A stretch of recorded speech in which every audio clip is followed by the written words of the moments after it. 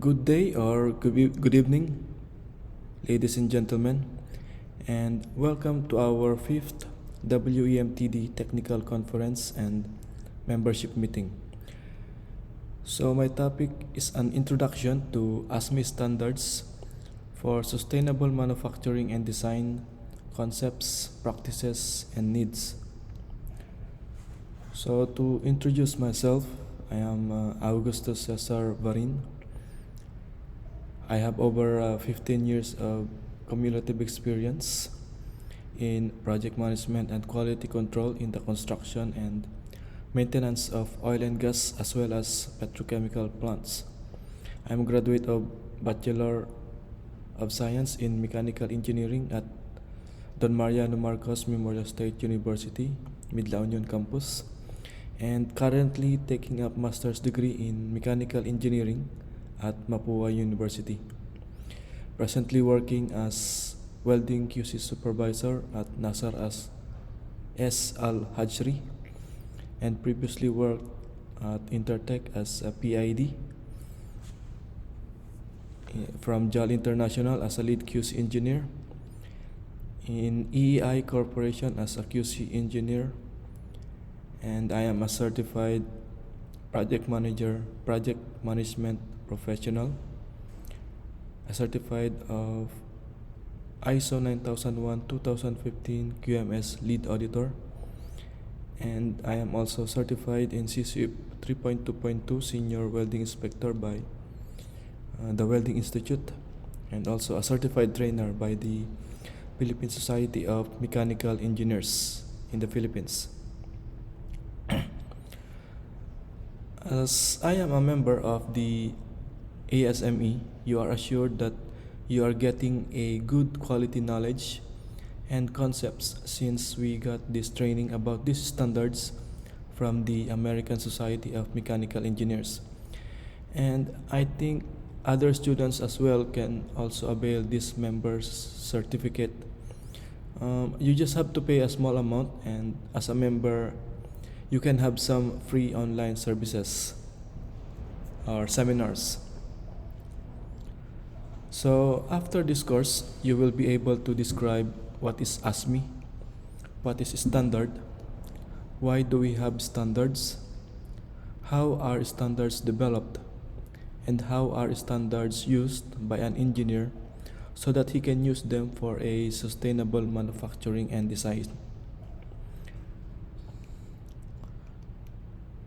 So who this course is for? This course is designed for anyone who wants an introduction to a better understanding of ASME standards. So first, what is the American Society of Mechanical Engineers?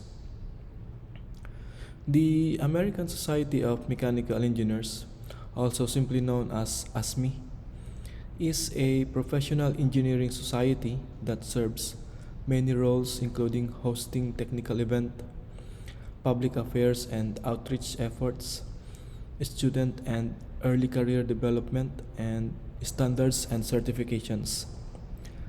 ASME's mission statement is to serve diverse global communities by advancing, disseminating, and applying engineering knowledge for improving the quality of life and communicating the excitement of engineering.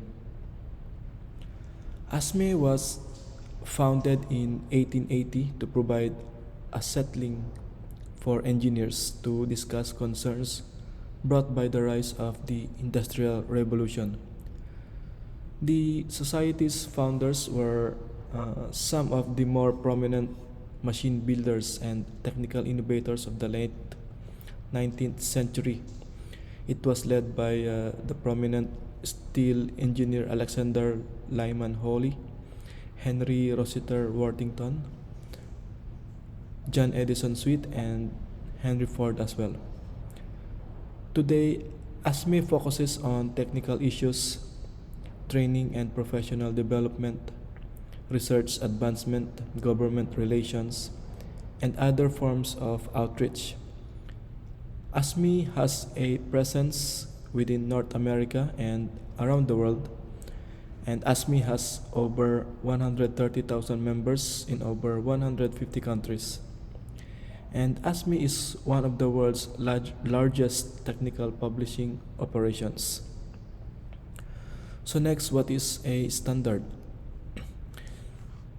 It is a set of technical definitions, instructions, rules, guidelines, or characteristics set forth to provide consistent and comparable results, including items manufactured uniformly, providing interchangeability.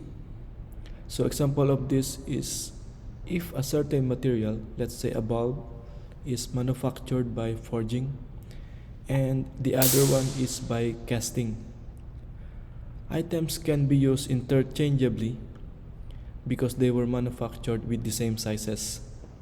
And same is true if the bulb is manufactured in the Philippines and will be used in India or America or any other country. And they are manufactured with the same standard, then they can be used interchangeably. And because of this, ASME in default encourages the resource conservation, optimizing the resource utilization. Test and analysis conducted reliably, thereby minimizing the uncertainty of the results. Facilities are safe for operation because they were designed and constructed from a certain standard. So what is code? A standard is a code when it has been adopted by one or more governmental bodies and is enforceable by law, or when it has been incorporated into a business contract. So why do we have standard? Standards are considered a common language that benefits the manufacturers, designers, and consumers. Having standards helps minimize situations where we could be re-engineering the wheel. All standards promote the four key principles, which is the safety, uniformity and consistency, efficiency, and commerce and trade. In the following slides, we will further define these four principles.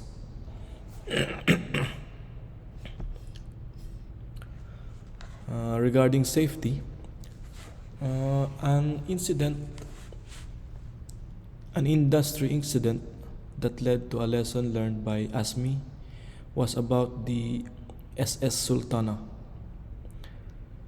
And around the time of the founding of the society, many industrial accidents were occurring due to lack of safety standards and oversights in the industry. So one of the accidents that stands out is the one of the SS Sultana. The SS Sultana was a Civil War era Mississippi River steamboat paddled wheel that contained 4 boilers. The Sultana was used to transport Civil War soldiers, livestock and cotton as well. It regularly went from New Orleans to St. Louis. On April 21, 1865, the steamer left New Orleans carrying livestock and Civil War POW soldiers. So in Vicksburg, Mississippi, the Sultana made a scheduled stop to pick up more passengers and make up a series of hasty repairs to the boilers. Rather than fixing the boiler, rather than having a bad boiler replaced, a small patch repair was made to reinforce a leaking area. A section of Bull's boiler plate was removed, and a patch of lesser thickness than the parent plate was riveted in its place. So the repair took place less than 1 day, while a replacement of boiler would take them 3 days. So the Sultana had a legal capacity of 376 passengers, and it's estimated that after Vicksburg, the Sultana contained about 2,400 passengers, and it was more than 6 times the legal capacity. So on April 27, 1865, at least 6 days after, at 2 o'clock in the morning, the faulty boiler exploded while the Sultana was 10 miles north of the Memphis, Texas. The explosion lit up the sky and was visible from Memphis. It's estimated that nearly 1,600 passengers perished. The SS Sultana is considered one of the worst maritime accidents in the American history and is referred to as the Titanic of the Mississippi. The cause of the explosion has been blamed on the faulty boilers and overcrowding of the ship. So let's watch the video regarding the SS Sultana.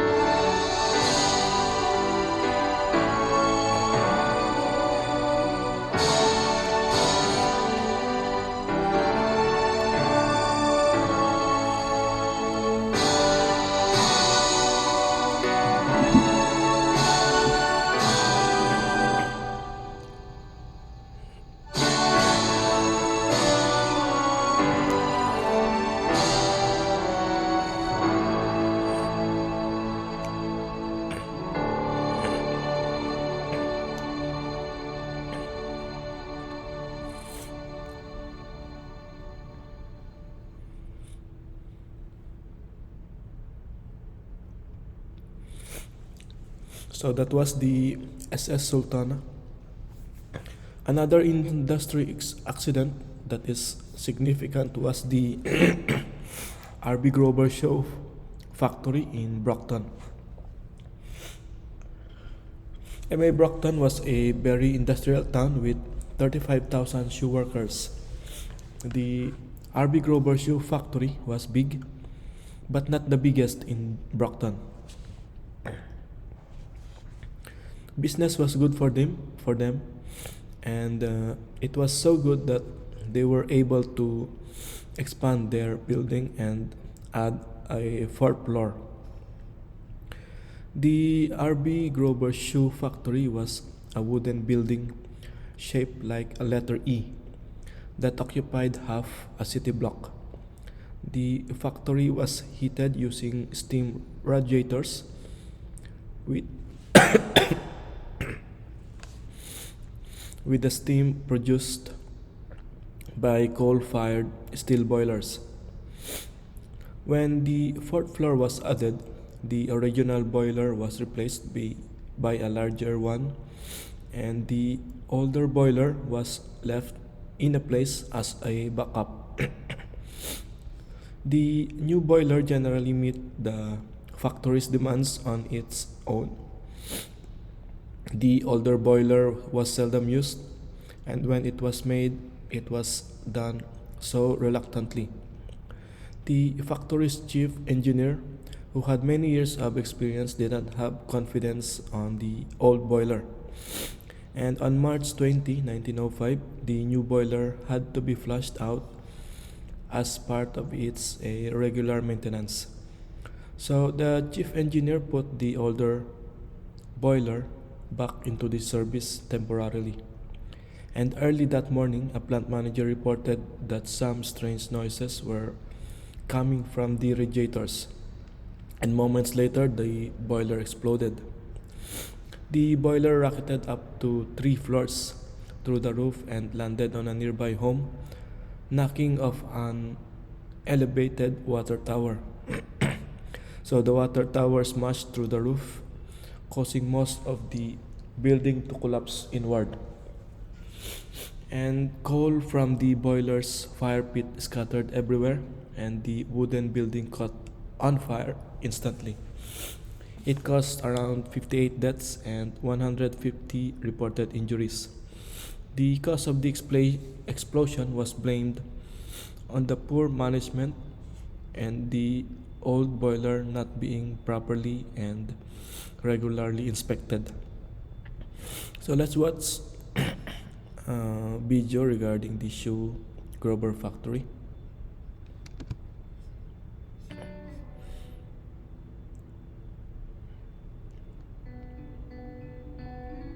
We may all heard about the boiler and pressure vessel codes by American Society of Mechanical Engineers. These codes are the set of rules which shall be followed in design and construction of pressure vessel and boilers. These codes are formulated by American Boiler and Pressure Vessel Committee, which is established in the year 1911 by ASME. This committee later split it into 11 individual committees, each one dedicated itself completely to 11 specific areas like power boilers, pressure vessels, materials, nuclear, so on. Now, let us discuss the accident, which led to the establishment of the Boiler and Pressure Vessel Committee and the Boiler and Pressure Vessel Code. In the year 1905, March 20, R.B. Grover Shoe Factory in Brockton, in Massachusetts, one of the prominent shoe manufacturer in town, they manufactured a famous shoes brand, Emerson Shoes. The Grover Shoe Factory was heated using steam radiators, with the steam being produced by coal-fired steel boilers installed in a brick boiler house. When the fourth floor was added to the factory, the original boiler was replaced by a larger one. And the old boiler, 17 feet long and 6 feet in diameter, was left in place as a backup. Since the new boiler could generally meet the factory's demands on its own, the old one was seldom used, and when used, was used reluctantly.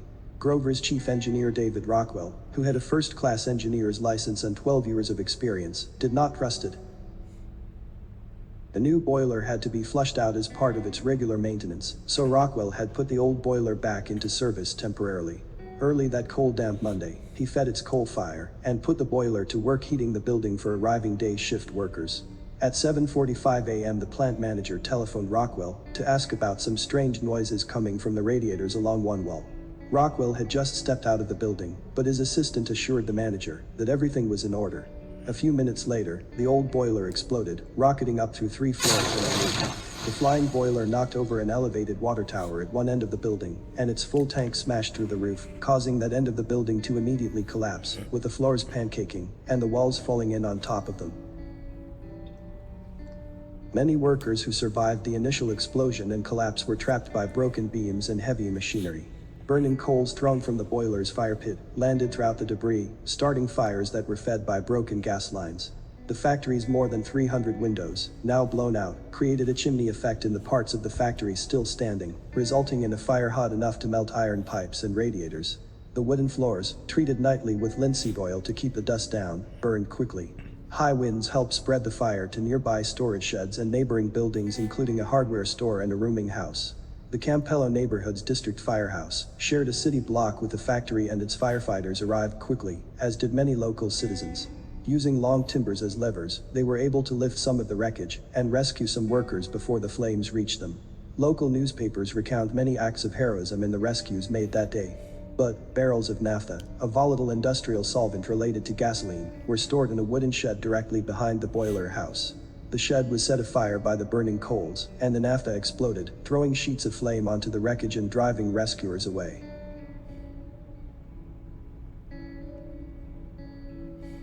The total casualties were more than 50 workers, including Chief Engineer Rockwell. 150 workers were injured, and 100 escaped. Reason for explosion. One Grover executive speculated that the explosion might have been caused by a recently installed safety device. C.E. Roberts, a manager of Hartford Steam Boiler, stated, "So far as I have been able to learn, there appears to have been no carelessness in the handling of the boiler, and the explosion, in my opinion, was caused by a defect that was impossible to discover." On March 29, the district attorney stated that the accident was due to a hidden defect in the boiler, and that no criminal charges would be filed. As to civil liability, 2 weeks later a judge ruled that the explosion was caused by a defect that could not have been discovered, and held the company blameless. He also found that the various insinuations made against Chief Engineer Rockwell were untrue. The American Society of Mechanical Engineers, ASME, had been founded in 1880 in response to the boiler explosions that had become common as the use of steam power expanded during the Industrial Revolution. Between 1880 and 1890 there were over 2,000 boiler explosions in the United States. By 1890, some 100,000 boilers were in service, many of them unsafe. Inspections were rare, and operating guidelines almost non-existent. Steam pressures were regularly cranked up to produce additional work. The Grover disaster, coupled with another fatal Massachusetts shoe factory boiler explosion happened in the following year in Lynn, brought new cries for improved industrial safety. A new governor demanded prompt action, and a board of boiler rules was formed, drafting a simple 3-page set of rules. After the ASME helped overcome manufacturer objections to needless government interference, Massachusetts passed an act relating to the operation and inspection of steam boilers in 1907. The Massachusetts laws eventually led to passage of a National Boiler Safety Code. Later 1911, Boiler Pressure Vessel Committee was established by ASME. This is the brief history of Grover disaster which paved the way to boiler and pressure vessel codes, as we know today. So, that is the Grover Shoe Factory disaster. And the Grover Shoe Factory disaster is significant because it led Massachusetts to establish a board of boiler rules. The board consisted of 5 members to oversee boiler regulations, and it was first of its kind. And ASME in return formed the Boiler Code Committee in 1911 and introduced the first copy of the Boiler and Pressure Vessel Code in 1950. Today, the Boiler and Pressure Vessel Code is incorporated into laws in most states, U.S. territories, and Canadian provinces. The graph shows the number of boiler explosions occurring during the late 1880s until the 1990s. Aside from addressing steam boilers, a big early problem was that of the lack of interoperability of fasteners.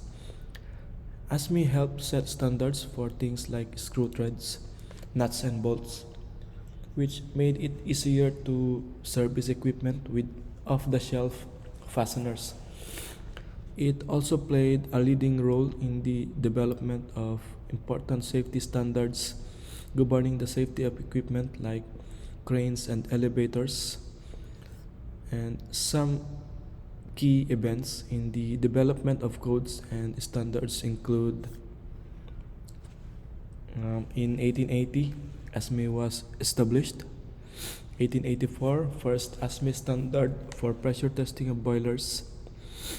1905, publication of first edition of standard for proportions of machine screw sizes.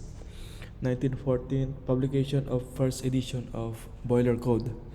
In 1916, publication of first edition of the safety code for cranes. In 1918, founding member of American Engineering Standards Committee, later known as the ANSI. And in 1921, the publication of safety code for elevators.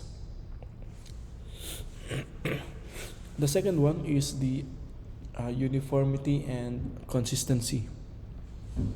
Standards help to establish uniformity and consistency among products that you use every day. For example, thanks to product standards, an engineer does not have to concern themselves with who manufactured a bolt to know that it will fit with its corresponding size nut or washer. Another example is that a train can get from New York to California thanks to the standardized rail gauges. And these are few examples of the effect of the codes in everything around us.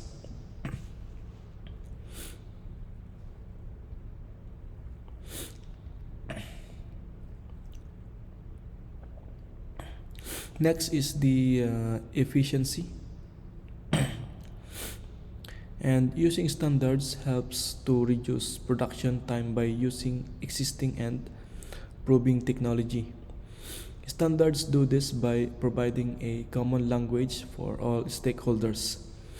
Owners, designers, inspectors, and others can use consistency and uniformity in the design expectations. Next is the commerce and trade. Manufacturing to a certain standard implies a high level of quality to the customer. By being consistent and effective in design, a manufacturer can confidently reproduce existing designs in larger quantities. There are various of standard development organizations that develop standards for industry. ASME, the ISO standards, ASTM, and IEEE are all examples of organizations producing standards for the worldwide market. Ultimately, it is the goal for manufacturers to have one standard and one set of criteria worldwide to streamline the manufacturing processes.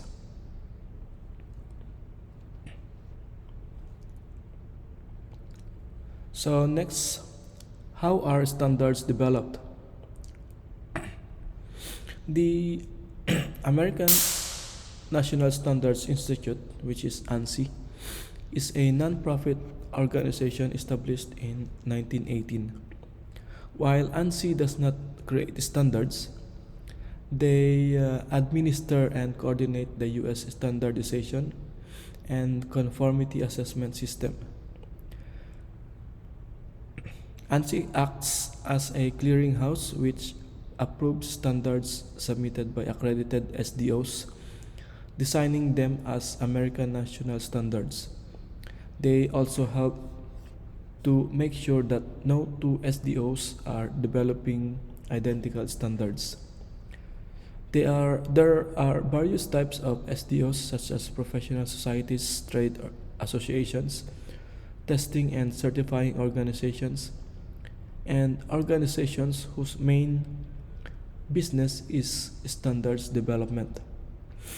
A professional society is a non-profit organization seeking to further a particular profession. The interests of individuals are engaged in that profession and the public interest.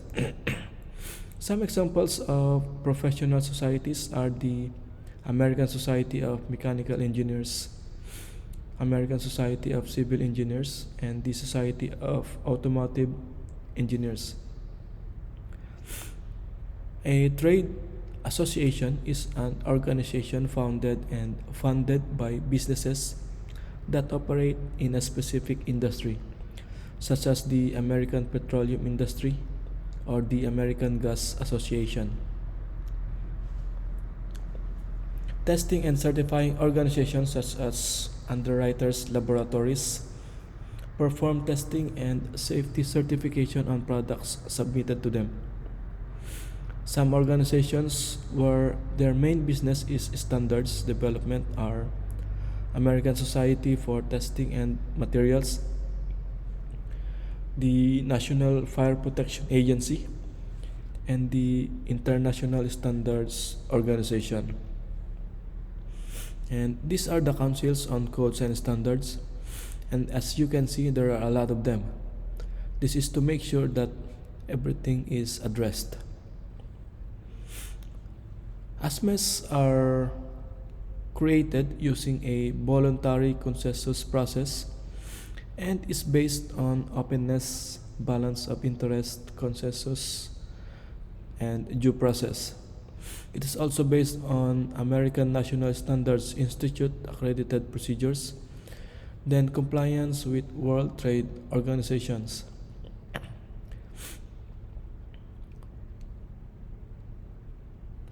Technical barriers to trade, principles for international standards development, which is a transparency, openness, impartiality, and consensus, effectiveness and relevance, coherence, and development dimension.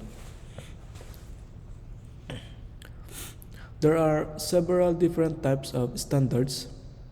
The first type is a voluntary consensus standards, and these standards are written by the industry experts with the intent to benefit the majority of the standard, is the majority of the industry. And we will explore voluntary consensus standards in more detail in the later slides. De facto standards are those which have become a standard because they are widely used and the acceptance of them as a standard is determined by the marketplace. An example of a de facto standard is the QWERTY keyboard. Consortia standards are developed by companies that agree to work together to solve a specific market need.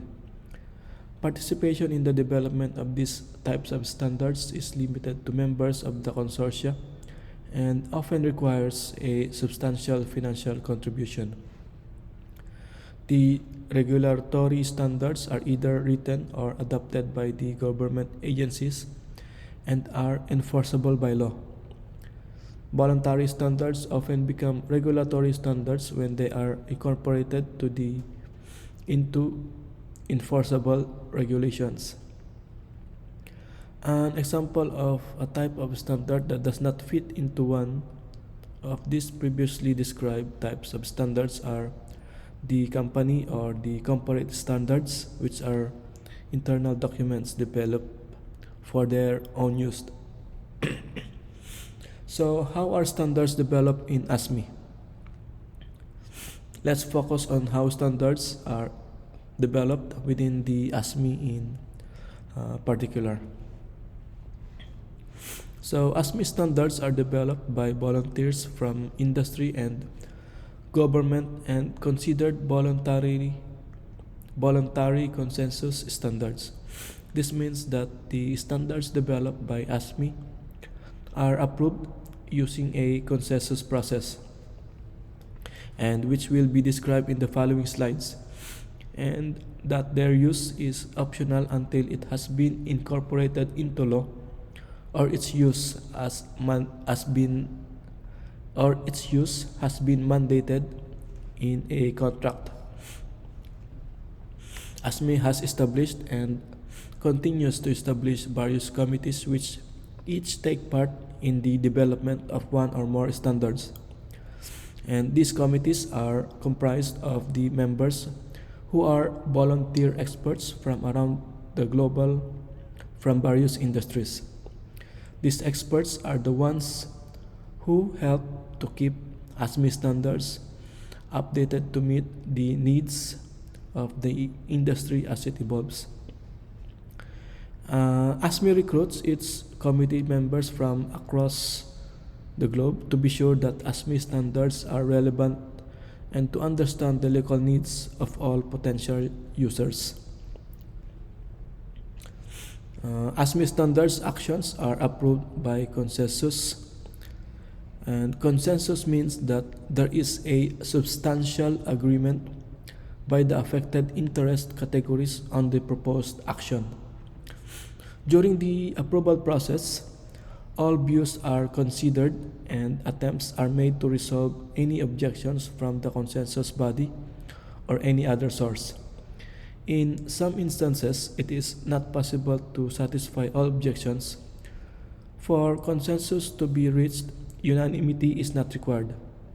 This means that after attempts to resolve the remaining objections and the objection still stands, the item can move forward. ANSI procedures require more than a simple majority approval, but not necessarily unanimity. For example, ASME's accredited procedures require two-thirds affirmative vote of the full consensus committee membership in order for a standards action to be considered approved. There are three key principles of the consensus process: the openness, balance of interest, and due process. Participation in the approval process is open to all who are directly and materially affected by the activity in question. Participants in the standards developed process are sought from the diverse interest categories in order to maintain balance so that not one category can control the direction of the standard. And all those who are affected have the right to due process. In regards to standards development, this means that they have the right to express their opinion, have that opinion considered, and have that right to appeal if their suggestion is not accepted. Now that we have discussed how ASME committees come to approve standards actions, so here is a glimpse at the big picture of how standards are developed from concept to publication. It all begins with the recognition of an standards need, of an industry need, engineering problem, or a new idea. Research is then needed to determine what is currently available and what types of solutions, processes are being used, if any. Once it is determined that a standard is the right answer, its development is either assigned to an existing standards development committee or a new one is formed of experts from the related field. The development of the content of the standard can be a very lengthy process, particularly when there are strong opposing opinions. So once the content has been developed, it is sent through the approval process, keeping the key principles of the consensus in mind as the action flows through the various levels of committee approval within ASME. Once it is approved by ASME, it is sent to ANSI for final approval and then proceeds to publication. ASME standards today, by numbers, there are 500 published standards, 5,000 plus volunteer subject matter experts from over 50 countries, 700 boards, standards developing committees and supporting subgroups, and 7,000 plus certified companies, more than 50% of non-US in 75 countries. The scope of pressure technology includes the requirements of pressure equipment,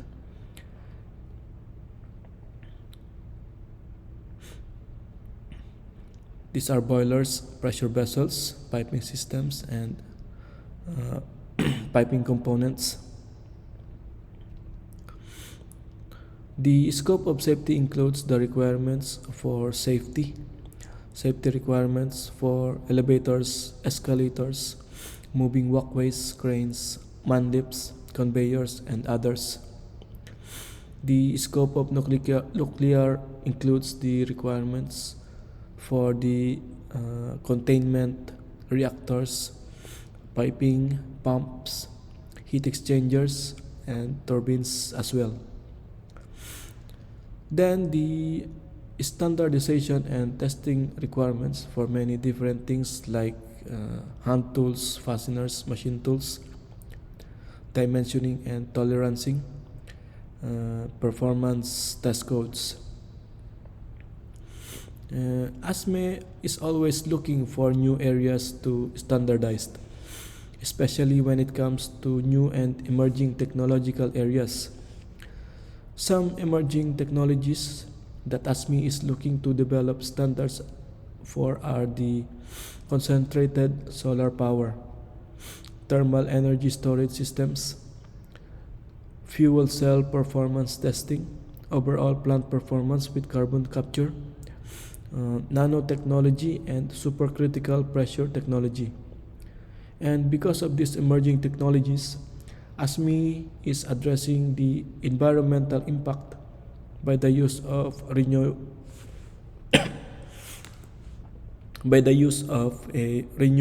resources. So now that we've discussed what standards are and how they are developed by ASME, it is time to turn our focus on how standards affect you as an engineer.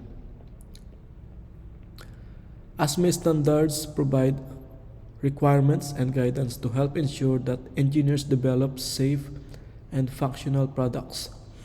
This includes selecting materials for fabrication and construction, providing minimum design requirements, acceptance criteria, and procedures for examination and testing of equipment, and guidance on quality assurance program for manufacturers. ASME standards also provide instructions on how to test the performance of equipment and components, what is required in engineering drawings, and other engineering functions as well.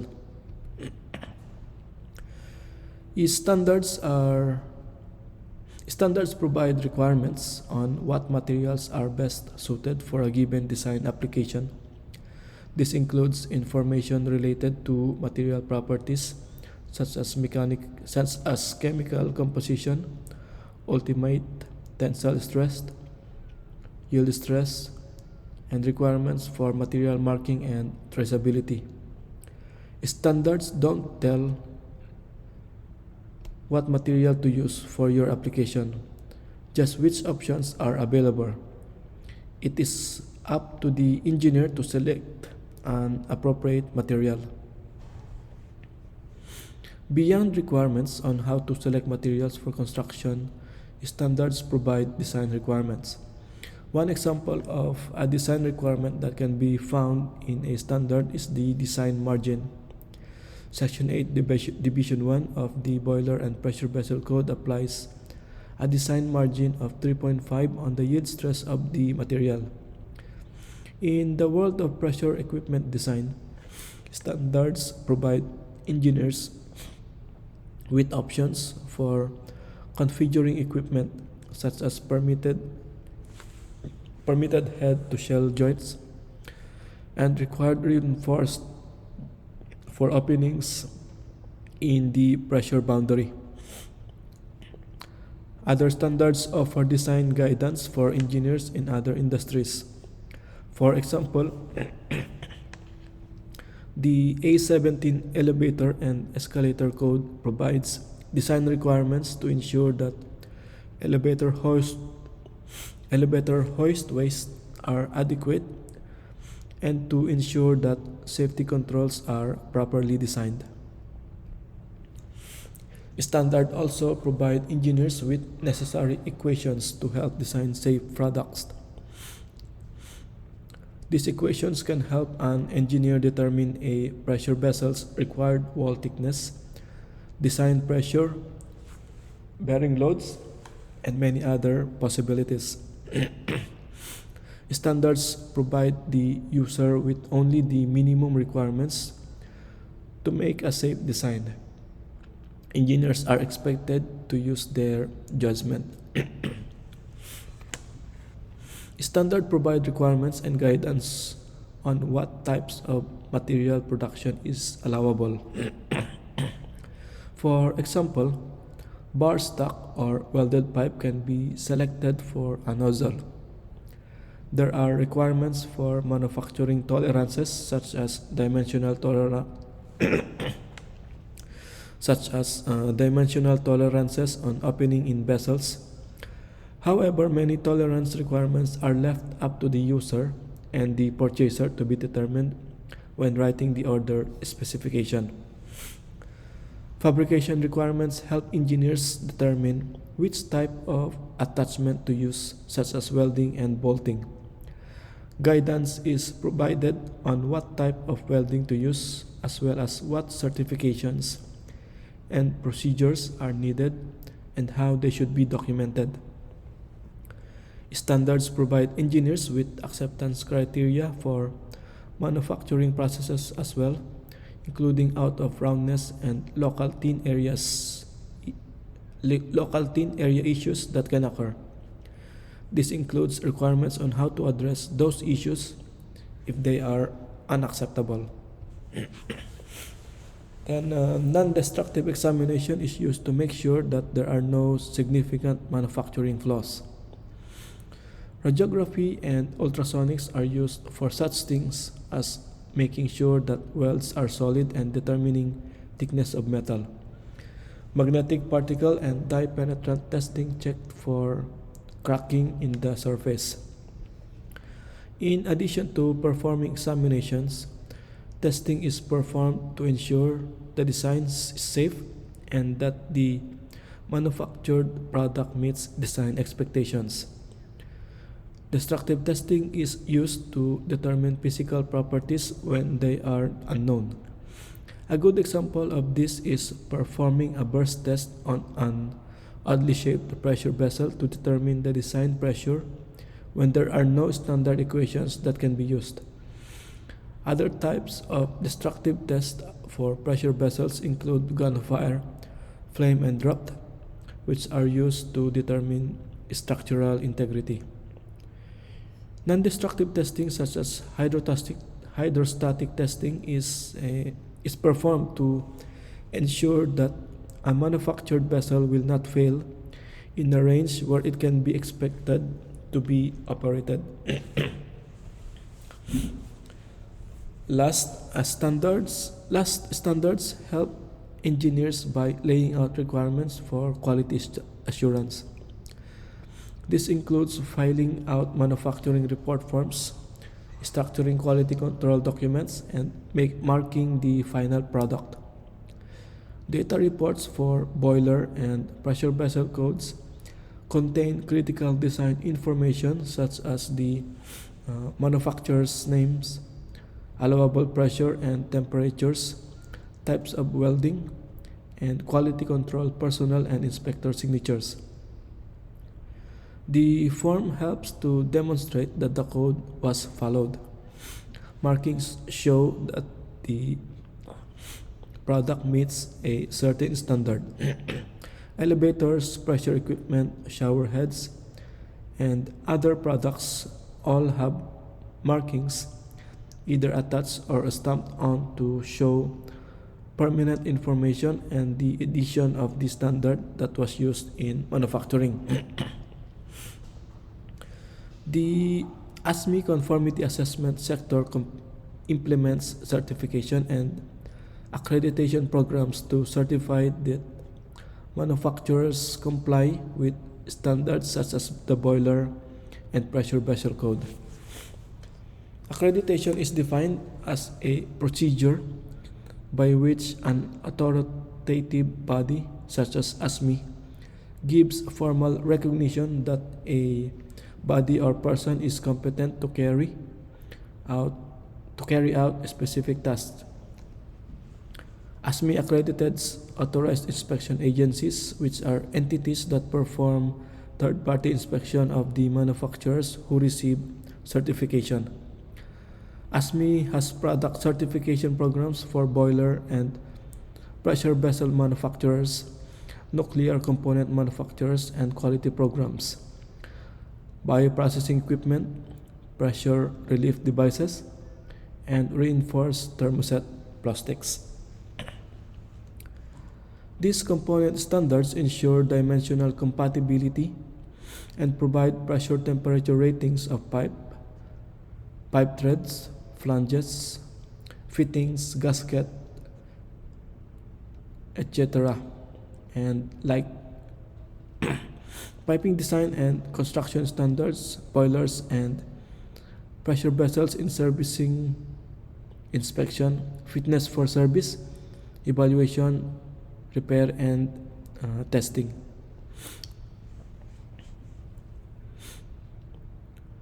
So next is the ASME boiler and pressure vessel code. So these are the code sections of ASME boiler and pressure vessel code.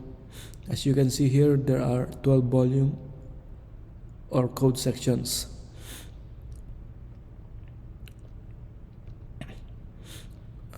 Section 1 are the power boilers, and is everything about the construction of the power boilers.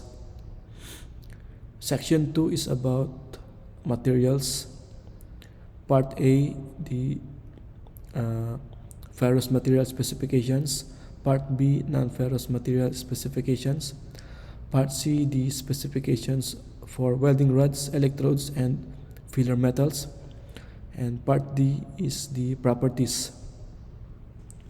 Section 3 are the rules for the construction of nuclear facility components. It consists of the Division 1, Division 2, which is the code for concrete containments, Division 3, and which is the containments for transportation and storage. Section 4 are the requirements for heating boilers. This subsection provides requirements for the design, fabrication, installation, and inspection of steam generating boilers. Hot water boilers intended for low pressure service that are directly fired by oil, gas, electricity, or coal. And it contains appendices which cover approval of new material, methods of checking safety bulbs, and safety bulb capacity. Section 5 is the non-destructive examination, and requirements and methods of non-destructive examination, which are referenced and required by the other sections. It also includes manufacturers' examination responsibilities, duties of authorized inspectors, and requirements for qualification of personnel inspection and examination. Examination methods are intended to detect surface and internal discontinuities in materials, welds, and fabricated parts and components. A glossary of related terms is included. Then the Section 6 for the recommended rules for the care and operation of heating boilers. General descriptions, technology, and operations guidelines applicable to steel and cast iron boilers limited to the operating ranges of Section 4 heating boilers. It includes the guidelines for associated controls and automatic fuel burning equipment. Illustrations show typical examples of available equipment. Also included is a glossary of terms commonly associated with boilers, controls, and fuel burning equipment. We have also recommended guidelines for the care of power boilers in Section 7. It It is guidelines to promote safety in the use of stationary, portable, and traction type heating boilers. The section provides guidelines to assist operators of power boilers in maintaining their plants as safely as possible. Emphasis has been placed on industrial type boilers because of their extensive use. Contains fuels for routine operation, operating and maintain boiler appliances, inspection, prevention of direct causes of boiler failure, design of installation, operation of boiler auxiliaries, and control of internal chemical conditions. Section 8 for power vessels, and Division 1 provides requirements applicable to design, fabrication, inspection, testing, and certification of pressure vessels operating at either internal or external pressures exceeding 15 psi. Division 2 are the alternative rules for which provides requirements applicable to the design requirements, fabrication, inspection, testing, and certifications of pressure vessels operating at either internal or external pressures exceeding 15 psig. And Division 3 alternative rules for construction of pressure vessels provides requirements applicable to the design, fabrication, inspection, testing, and certification of pressure vessels operating at either internal or external pressures generally above 10,000 psi. Section 9 is for the welding and bracing qualification. These are rules relating to the qualification of welding and bracing procedures as required by other codes for component manufacture. It covers rules relating the qualification and requalification of welders, bracers, and welding and bracing operators in order that they may perform welding or bracing as required by the code sections in the manufacture of components. This include the general welding requirements and the general bracing requirements. Fiber reinforced plastic pressure vessels in Section 10. Requirements for the construction of an FRP pressure vessel in conformance with the manufacturer's design report. It includes production, processing, fabrication, inspection and testing methods required for the vessel. Section 11 for the rules for in-service inspection of nuclear power plant components. This includes rules for the examination, in-service testing and inspection, and repair and replacement of components and systems in light water-cooled and liquid metal-cooled nuclear power plants. And lastly, Section 12, rules for the construction and continued service of transport tanks.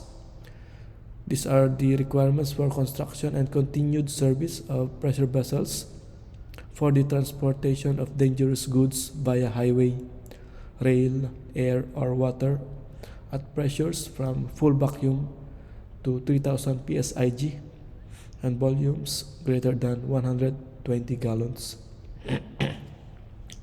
Then we have the ASME stamps. ASME stamps are used by the ASME authorized organization on their manufactured products. Example here is the U stamp to indicate that the pressure vessel has been fabricated in accordance with the ASME BP code, boiler pressure vessel code. Then these are the other stamps.